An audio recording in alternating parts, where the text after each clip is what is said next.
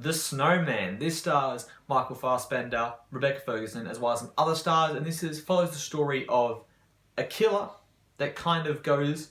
His trademark is the Snowman. He likes to kill during the snow, and obviously, Michael Fassbender's character is Harry Hole. Harry Hole, yeah, correct. And he has to hunt him down. He has to figure out who the killer is. He's a detective, and his name's Harry Hole. No. This is based on a book as well, based on a novel, and this movie actually kind of had high expectations from me.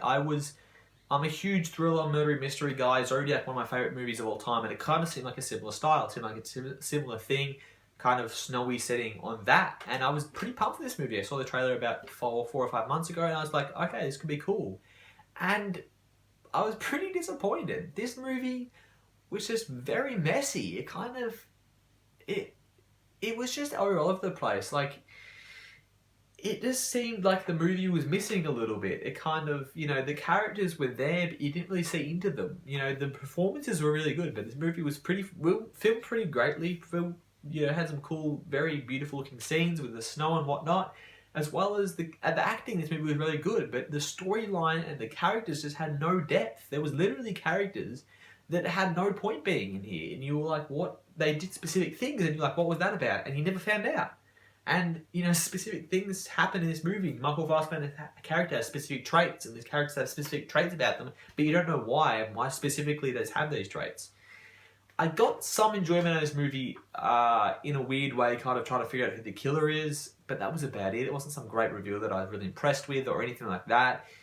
This movie was kind of just below average, didn't really deliver a lot of stuff, could have been a lot better. This movie I had expectations for it, and generally it has the story, it has the book on it, so you know where it can go and how good it can be, because I've heard the novel's quite good, and it just didn't go there. It felt like maybe some of the parts were missing, and maybe they could have extended on little bits, maybe made it 15 minutes, 20 minutes extra, just adding a few scenes to kind of add some depth and some real know-how about those characters that we didn't get.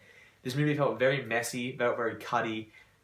Things just didn't really add up in this movie. There's a lot of confusing moments. It did build up a little bit, and I was expecting it to build up to the story, but it never kind of got there. It was kind of like, I'm building, and we're here, and nothing happened. So, this movie isn't awful. I can never make a movie call it awful if it's filmed and acted well.